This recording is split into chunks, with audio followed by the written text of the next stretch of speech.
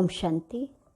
जगदम्बा सरस्वती यज्ञ माता part 4 page number 29 to 42। मम्मा मेरी सहपाठी भी, सखी भी और अलौकिक माँ भी। ब्रह्मा कुमारी दादी प्रकाश मणि जी मातेश्वरी जगदम्बा सरस्वती के साथ जुड़े अपने अनुभवों को इस तरह कहती हैं।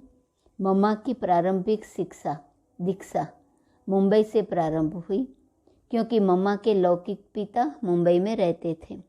मम्मा ने पढ़ाई अंग्रेजी में पढ़ी थी। मम्मा गुजराती और गुरुमुखी भी लिखना पढ़ना जानती थी। मम्मा के पिता का आकस्मिक निधन होने के कारण वह अपने परिवार वालों के साथ सिंध हैदराबाद आ गई। मम्मा जब यहाँ आई, उस समय के हिसाब से हैदराबाद सिंध की लड़की इतनी मॉडर्न हो, यह एक मिसाल थी। उस समय सिंध की लड़कियाँ ऐसे मॉडर्न नहीं होती थी। मम्मा गाने में बहुत होशियार थी। मम्मा की आवाज़ बहुत मीठी थी, जैसे गायकों की होती है। मम्मा जितना गाने में प्रवीण थी, उतना ही डांस में भी होशियार थी, उतना ही पढ़ाई में भी और स्कूल के अन्य सभी कार्यकलापों में भी। पहली मुलाकात। पहली बार मैंने मम्मा को स्कूल के एक फंक्शन में देखा था। उसी फंक्शन में मम्मा ने ट्विंकल ट्विंकल लिटिल स्टार गीत पर डांस किया था। इस डांस पर मम्मा को इतने सारे इनाम मिलते रहे कि मैं देखते देखते ही दंग रह गई। उस समय मम्मा की उम्र लगभग 16 वर्ष की होंगी। मुझे भी मैट्रिक की पढ़ाई हेतु कुंदनमल मॉडल स्कूल, जहाँ मम्मा पढ़ती थी, उसी में जाना पड़ा।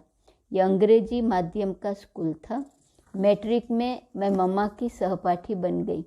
हम दोनों एक ही बेंच पर बैठती थी, मगर हमारे में उतनी मित्रता नहीं थी, क्योंकि मम्मा बहुत मॉडर्न थी और मैं बहुत सिंपल थी। लेकिन सहपाठी होने के नाते आपस में एक तरह का आकर्षण और स्नेह जरूर था। उस समय मैं उनका लौकिक परिचय भी नहीं जानती थी। गहरी स्मृति शक्ति। फिर थोड़े दिनों के बाद दीपावली की छुट्टियां हुई।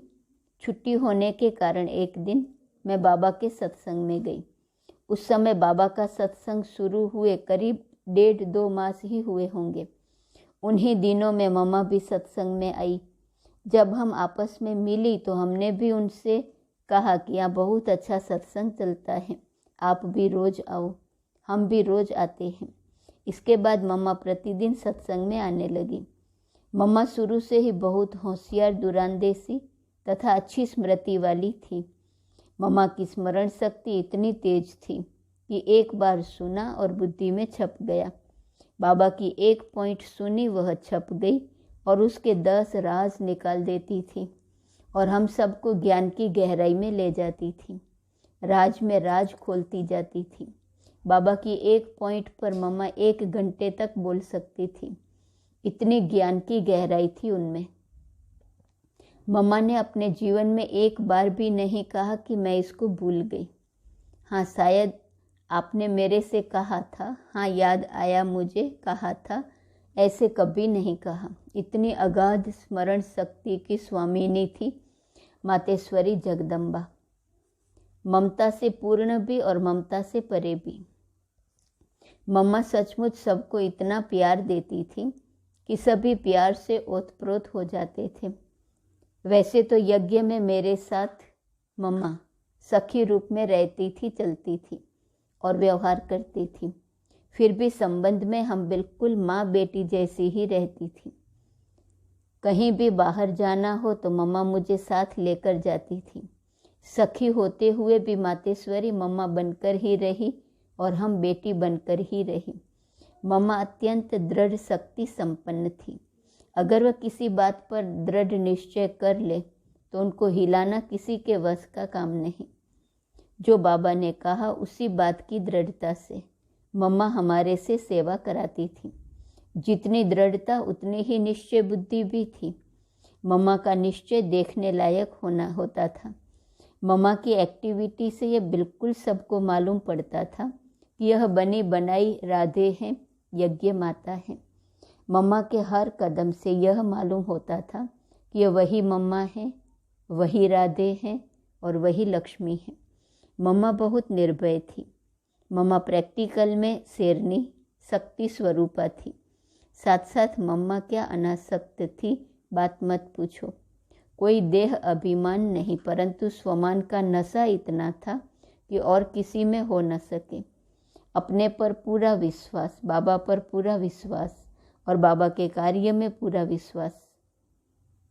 अपने पर, बाबा पर और बाबा के कार्य में। बाबा ने कहा और मम्मा ने करना शुरू किया। एक बाबा ही, संकल्प श्वास सब में था। प्यार भी सबके साथ मम्मा का इतना था कि बराबर मेरे दिल से ये शब्द निकलते हैं, मम्मा तू ममता की मूर्ति है, निर्माणता की निधि है। उनमें ममता थी परंतु मोह नहीं। सबको इतना प्यार करते हुए भी मम्मा उतना ही निर्मोही थी, ममतामयी थी और ममता से परे भी। सम्मान से दीक्षा भी और शिक्षा भी। चाहे पांडव हो या शक्तियाँ हो, मम्मा सभी के दिल की बात सुनती, समझती, बाद में सुनाने वालों की गलती भी बताती। मम्मा के पास शिकायत आती भी थी तो मम्मा उसे स्वयं में समाकर सुधार करती थी और दोनों पक्षों को संतुष्ट करती थी। मम्मा के पास आने पर हमेशा उनसे कुछ न कुछ विशेष शिक्षा जरूर मिली। वहाँ से उठने पर यह लगता था कि उनसे कोई प्रेरणा व शिक्षा लेकर जा रहे हैं और जो कहने आए थे उसको वहीं भूल कर जा रहे हैं। मम्मा इतनी संतुष्टता की मूरत थी कि जो मिला, जितना मिला, उसमें ही बहुत खुश। वाक कला देवी वागीश्वरी। मम्मा की भाषण करने की कला भी बहुत बलशाली और तर्क संगत होती थी। मम्मा को वाद विवाद में भी कोई हरा नहीं सकता था। मम्मा के जवाब भी ऐसे होते थे जैसे कि अर्जुन के तीर, जो सीधे निशाने पर ही लगते थे। एक बार कराची के जिलाधिकारी भ्राता जगत सिर जी ने, जो बिल्कुल हमारे बंगले के सामने वाले बंगले में रहा करते थे, मम्मा से एक दो असंगत प्रश्न पूछे तो मम्मा ने उसको ऐसे उत्तर दिए कि वह मम्मा के चरणों में गिर पड़ा। अभय हस्ते निर्भया रूपा माँ दुर्गा। एक बार मम्मा के ऊपर वारंट निकला था। मनोहर दादी और अन्य दादियों के नाम से भी वारंट निकले थे क्योंकि ये नाबालिग थी। वारंट उनके निकले थे जो अवयस्क थी, अर्थात 16 साल से कम उम्र वाली थी और घर छोड़ यज्ञ में आई थी। उस समय मम्मा 18 वर्ष की थी। रोज किसी न किसी का वारंट आता था, इसलिए रोज सुबह उसके बारे में चर्चा चलती थी। एक दिन सुबह सुबह बाबा ने कहा, ओम राधे, आज तुम्हारे पर भी वारंट आएगा तो घर जाना पड़ेगा। बाबा ने बिल्कुल हंसी के रूप में कहा था। मम्मा ने भी बोला, बाबा मेरा कोई है नहीं जो मुझे वारंट भेजे। मेरी तो एक माँ है, वह तो मुझे जानती है कि मैं 18 साल की हूँ, मेरे ऊपर वारंट आ नहीं सकता। बाबा ने कहा, अच्छा। बात हंसी की थी, वह पूरी हो गई। हम बैठी थी। ठीक सुबह 10 बजे कोर्ट से वारंट आया, राधे पोकरदास के नाम पर। वारंट पर लौकिक माँ की सही भी थी। मम्मा को बुलाया गया। मम्मा ने वारंट देखा और उससे कहा, यह झूठी सही है। मैं दावा करती हूँ कि मेरी माँ ऐसी सही कर ही नहीं सकती। मुझे साबित करो कि मेरी माँ ने ही सही की है। इसके अलावा मेरी जन्म तारीख यह है, मैं 18 वर्ष की हो चुकी हूँ, इसलिए यह वारंट मेरे पर लागू नहीं हो सकता। आप कैसे कह सकते हो कि मैं अवयस्क हूँ? बुलाओ मेरी माँ को, वह कहे कि उसने ही सही की है। परंतु वारंट तो लेना पड़ता था, ले लिया। बाद में मम्मा गई कोर्ट में और जज के सामने कहा कि ये तारीख, महीना और साल मेरी जन्मतिथि है। मेरी माँ की सही यह नहीं है। आप उनसे पूछ सकते हैं। मेरी माँ आकर कहे कि मैंने ही तुम्हारे लिए यह वारंट भिजवाई है तो मैं अभी जाने के लिए तैयार हूँ। यह सुनकर कोर्ट में हाहाकार मच गया। फिर उनकी माँ से पूछा गया। वह बोली, मुझे पता ही नहीं है, मेरे से किसी ने नहीं कहा, मैंने सही की ही नहीं। जज फीका पड़ गया। फिर कोर्ट से बाइज्जत कार में मम्मा को वापस भेजा गया। मम्मा ने कोर्ट में जज से कहा था, आप ऐसे ही महिलाओं को कोर्ट में बुलाते हो। मम्मा की वाणी में इतनी ताकत और निडरता थी जो जज को चुप रहना पड़ा। मम्मा निर्भय थी, घबराती नहीं थी, अड़िग थी, निश्चय बुद्धि थी, स्पष्ट जवाब देती थी। इस प्रकार मम्मा माँ दुर्गा थी, मर्यादा युक्त तथा सभ्यता युक्त। मम्मा बाबा की इतनी इज्जत करती थी कि बाबा के प्रति किसी से भी ऐसे वैसे साधारण शब्द भी नहीं सुन सकती थी। एक बार की बात है, हम बाबा के साथ खेलकर आई थी। तब मैं मम्मा से बोली, मम्मा हमने आज बाबा को जीत लिया। तो मम्मा कहती हैं, चुप, ऐसा कहा जाता है क्या कि मैंने बाबा को जीत लिया? फिर हम कहते थे, हाँ मम्मा सच, मैंने बाबा को जीता है। तब मम्मा कहती थी, भले तुम जीते हो, लेकिन ऐसे थोड़े कहा जाता कि मैंने बाबा को जीता है। तुमने खेल को जीता है, बाबा को नहीं, इसलिए ऐसे बोलो कि मैंने खेल जीता है। मम्मा हर शब्द का यथार्थ अर्थ बताकर उसको ठीक रूप से इस्तेमाल करने के लिए कहती थी। मम्मा हर बात में मर्यादा युक्त, सभ्यता युक्त रहती थी। स्वीकार किया, पुरुषार्थ किया और हो भी गया। मम्मा के साथ रहकर हमने उनसे शिष्टाचार सीखा है। इस तरह ओम राधे हमारी माँ भी थी, सखी भी थी, प्यारी भी थी, मीठी भी थी और अम्बा भी थी। मीठी मम्मा के जितने ही गुण गाएं उतने थोड़े हैं। जितनी मम्मा ज्ञानी तू आत्मा, योगी तू आत्मा थी, उतनी ही शिव शक्ति माँ थी। मम्मा त्याग की भी और सर्व गुणों की भी मूर्त थी। बाबा कहते हैं, निश्चय बुद्धि विजयंती। वो 1 सेकंड का प्रैक्टिकल सबूत हमने मम्मा में पूरा देखा। मम्मा को बाबा ने देखा या बाबा को मम्मा ने देखा, लेकिन बाबा ने कहा, ओ राधे तुम अनुराधे हो, जगदम्बा हो। जबकि मम्मा सामने ही आई थी और बाबा ने कहा, ओ राधे तुम ओम राधे हो, ओम राधे तुम जगत अम्बा हो, सबकी माँ हो। मम्मा के आने से ही बाबा ने उनकी सारी जन्मपत्री ऐसी सुनाई कि हम भी देखते रह गए। हमने भी प्रैक्टिकल में देखा कि मम्मा ने भी उसी निश्चय से उस बात को स्वीकार किया, पुरुषार्थ किया और उसी प्रकार बन गई।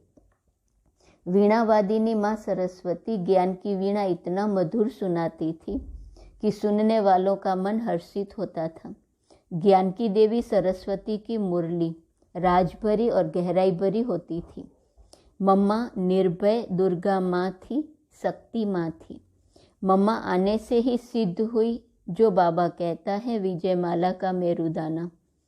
आने से ही लगा मम्मा सर्व गुणों की खान है, सर्व गुणों रूपी मालाओं में सुशोभित है। हम आदि से ही मम्मा के अंग संग रही हूँ, चाहे ओम मंडली में, चाहे ओम निवास में, चाहे कुंज भवन में।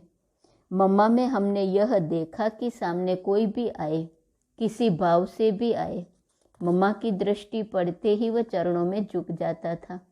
हम तपस्या में 14 वर्ष मम्मा के अंग संग रहे। रोज अमृत वेले 2 बजे बिस्तर छोड़ती थी और कुर्सी पर बैठ योग करती थी। यह मम्मा की नियमित चर्या थी। मम्मा हमें सब प्रकार की कर्मणा सेवा साथ में बैठकर सिखाती थी। चाहे अनाज साफ करते थे, चाहे सब्जी काटते थे, मम्मा सबसे पहले आकर बैठती थी और कैसे साफ करे और काटे वो भी सिखाती थी। निमंत्रण पर यज्ञ से पहली बार मम्मा सेवा में कानपुर के लिए निकली थी। उस समय मैं दिल्ली में थी। बाबा ने मुझे तार भेजा कि मम्मा के साथ तुम भी कानपुर जाओ। इस तरह एक नहीं, मम्मा के साथ कई टूर सेवा यात्रा पर बाबा ने मुझे भेजा। कहते हैं कि गुणों की माला 36 गुणों की होती है। उन सब 36 गुणों में मम्मा नंबर 1 थी। वैसे देखे तो मम्मा से भी बड़ी बहनें थी, परंतु उन सबके साथ मम्मा सखी बनकर रहती थी और माँ बनकर भी रहती थी। माँ की याद दिलाते हैं मधुबन के अंगूर। बाबा के बगीचे में जो अंगूर का पौधा है, उसका पहला फल 23 जून 1965 को तैयार हो गया था। बाबा ने मम्मा को कहा, बच्चों को अंगूर खिलाओ। जून 24 सुबह मुरली क्लास के बाद 9 बजे का समय था। जो भी उस समय मधुबन में थे सबको 2-2 दाना अंगूर खिलाया था मम्मा ने। यह अंगूर यादगार है मम्मा का। एक सवाल तो सभी के दिलों में आता है कि आखिर मम्मा कहाँ है। बाबा ने कहा, छिपा कर रखा है। परंतु इस सवाल का जवाब तो बाबा ही जाने। बाबा आपकी गत मत आप ही जाने। इस बात को अभी तक बाबा ने गुप्त रखा है। कहीं तो है मम्मा। मातेश्वरी नन्ही सी बच्ची भी और जगदम्बा माँ भी। ब्रह्मा कुमारी दादी जानकी जी कहती हैं, मम्मा को हम पहले से ही जानती थी, लेकिन जैसे कुमार का दादी की उनके साथ फ्रेंडशिप थी वैसे नहीं थी। वे दोनों उम्र में मेरे से छोटी हैं। मम्मा बहुत एक्टिव थी। वह हम लोगों से न्यारी थी, परंतु जब ओम मंडली में पहली बार हमने देखा तो बहुत आश्चर्य हुआ। वह सफ़ेद फ्रॉक पहने हुए थी। अन्य बहनों की भेंट में मम्मा बहुत चमकती हुई नजर आती थी। ओम मंडली में आते ही उनका परिवर्तन देख सबको अच्छा भी लगा और आश्चर्य भी लगा। जब मैं कराची में आई तो किसी ने मेरे से पूछा, तुमने मम्मा को देखा है, मम्मा से मिली हो? मैंने समझा कि बाबा की युगल जसोदा माता के लिए कहा होगा। मैंने कहा मिल लूँगी, लेकिन 2-3 दिन बाद पता पड़ा कि ये लोग मम्मा किसको कहते हैं। मम्मा सुनकर नहीं, अपने में समाकर ज्ञान सुनाती थी। 1-2 साल में मम्मा में जो परिवर्तन आया वो बहुत विचित्र बात थी। मम्मा के नयन, मम्मा के चैन, मम्मा के बोल, मम्मा का व्यक्तित्व, यह सब अलौकिकता में परिवर्तित हो गए थे। जब मम्मा ज्ञान सुनाती थी तो लगता था कि सिर्फ बाबा का सुनाया हुआ ज्ञान नहीं सुना रही है, बल्कि उसको अपने में समाकर सुना रही है। एक दिन मम्मा को कुंज भवन की छत पर देखा था। मम्मा के कमरे के पास आंगन था। जब भी मैं मम्मा को देखती थी तो वह या तो छत पर या आंगन में कुर्सी पर बैठ चांदनी में बाबा से योग लगाते हुए दिखाई पड़ती थी। मम्मा को तपस्या करते हुए देख मुझे बहुत प्रेरणा मिलती थी। मम्मा जब मुरली चलाती थी तो हम लोग ऐसे तन्मय होकर सुनते थे कि मूर्तिवत हो जाते थे। मुरली 1.5 घंटा चलती थी तो हम भी एकाग्रता से बैठ सुनते थे। मम्मा की मुरली इतनी प्यारी होती थी कि बात मत पूछो। पूरे यज्ञ में देखा जाए तो मम्मा बहुत कम बात करती थी। मम्मा का यह गुण मुझे बहुत अच्छा लगता था। उस समय मैं भी बहुत कम बात करती थी। अंतर्मुखता की यह प्रेरणा मैंने मम्मा से प्राप्त की। दूसरों के साथ बहुत कम संबंध रखती थी। कभी कभी दीदी के साथ थोड़ा बहुत बात करती थी। बातों बातों में मैंने दीदी से यह कहा था कि मैं मम्मा से डरती हूँ।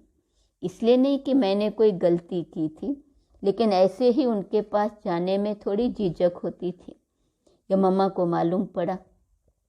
एक दिन मम्मा ने मेरा हाथ पकड़ा और कहा, क्या जनक तुम मेरे से डरती हो? मैंने कहा डरती नहीं हूँ, लेकिन कभी बात नहीं करती हूँ ना, इसलिए ऐसे कहा था। मम्मा ने कहा, अच्छा चलो आज आपसे ज्ञान की रूरिहान करेंगे। मम्मा हर एक के साथ इतना प्यार से और रिगार्ड से बात करती थी कि सबका मन भर आता था। मम्मा बोलकर नहीं, खुद करके सिखाती थी। मम्मा कहती थी कि जो गलती एक बार कर दी वो दूसरी बार नहीं होनी चाहिए। मैंने यह गांठ बांध ली कि मैं मेरा रिकॉर्ड ऐसा रखूं जो दोबारा मम्मा से शिक्षा लेनी न पड़े। मम्मा कभी भी कोई कार्य बोलकर नहीं सिखाती थी, खुद करके सिखाती थी। एक बार हम सुबह 4 बजे नहीं उठे थे, क्योंकि लौकिक जीवन में तो हम जल्दी उठते नहीं थे। ओम मंडली में आने के बाद ही सुबह जल्दी उठना सीख लिया था। मम्मा 4 बजे आकर देखती थी कोई नहीं उठा तो वे धीरे धीरे सीढ़ी उतर कर किचन में चली जाती थी। किसी न किसी को पता पड़ जाता था, तब वे कहते थे मम्मा देख कर गई। तो हम सब उठकर तैयार हो जाते थे और मम्मा के सामने जाकर खड़े हो जाते थे। तब मम्मा मुस्कुराकर कहती थी, देखा आपके मंदिरों में भक्त उठकर घंटी बजा रहे हैं, आप देवता सोए पड़े हैं। तब से लेकर आज तक मैं अमृत वेले नहीं सोई हूँ। मम्मा भोजन को परमात्मा प्रसाद समझकर स्वीकार करती थी। भोजन क्या है, कैसा है, मम्मा यह कभी नहीं देखती थी। जो मिला उसी को प्यार से स्वीकार कर लेती थी। कभी यह नहीं कहा कि आज नमक कम है, ज़्यादा है, आज सब्जी अच्छी है, अच्छी नहीं है। खाने के समय मम्मा कभी इधर उधर नहीं देखती थी। ऐसे चुपचाप बैठी, खाया और चली गई। भोजन को प्रसाद के रूप में स्वीकार करती थी। मम्मा के सामने बाबा कुछ भी बात कहे, कुछ भी सुनाए, मम्मा कभी क्यों, कैसे ये नहीं सोचती थी। सदा जी बाबा, हाँ जी बाबा कहती थी। इतना रिगार्ड था उनका बाबा के प्रति। मैं जब पूना में थी तब मम्मा हमारे पास 3 बार आई थी। बाबा के हर बोल पर मम्मा का अटूट विश्वास था। एक बार किसी ने मम्मा से पूछा, मम्मा पहले बाबा कहते थे कि जहाँ जीत वहाँ जन्म, आजकल बाबा उसके बारे में कुछ बोलते नहीं, आपका क्या विचार है? तब मम्मा बोली, मेरा विचार कहाँ से आ गया? जो बाबा ने कहा है वही सबका विचार है। मम्मा ने कभी अपनी बुद्धि का अभिमान नहीं दिखाया। मन जीत पद्म मनोधारी मम्मा। पूना में ही और एक बार मम्मा से किसी ने पूछा था, मम्मा आप मन को कैसे शांत रखती हैं? तब मम्मा ने कहा, यह मन तो हमारी छोटी बेबी है, मैं उसको कह देती हूँ कि अभी तुम शांत रहो, जब ज़रूरत पड़ेगी तब मैं तुमको बुला लेंगी। वह चुप बैठ जाता है। ऐसे मम्मा मन जीत थी। यह कराची की बात है। मम्मा ऑफिस में बैठी थी तो मैंने जाकर पूछा, मम्मा क्या पुरुषार्थ करें? तब मम्मा ने कहा, सदैव समझो यह मेरी अंतिम घड़ी है। वो दिन और आज का दिन, मम्मा का वो मंत्र मुझे भूला नहीं कि हर घड़ी अंतिम घड़ी है और मुझे बाबा की याद में रहना है। गुप्त गामिनी सरस्वती माँ। मम्मा ने कभी अपना दिखावा नहीं किया। वह कितनी सेवा करती थी, लेकिन कभी अपने मुंह से कहा ही नहीं कि मैंने इतनी सेवा की। मम्मा 1.5 मास सेवा करके बेंगलोर से पूना आई थी। उन्होंने बहुत सेवा की थी, परंतु फिर भी नहीं सुनाया कि यह सेवा करके आई हूँ। जो भाई उनको लेने गया था उसी ने थोड़ा सुनाया था। तब हमने मम्मा से पूछा तो उन्होंने कहा, सेवा अच्छी थी, इतना ही कहा, इससे ज़्यादा कुछ नहीं कहा। इस प्रकार मम्मा अपने बारे में, किए हुए कार्य के बारे में कभी दूसरों को नहीं बताती थी। वे जितना त्यागी थी उतना ही वैरागी थी और उतना ही तपस्वी थी।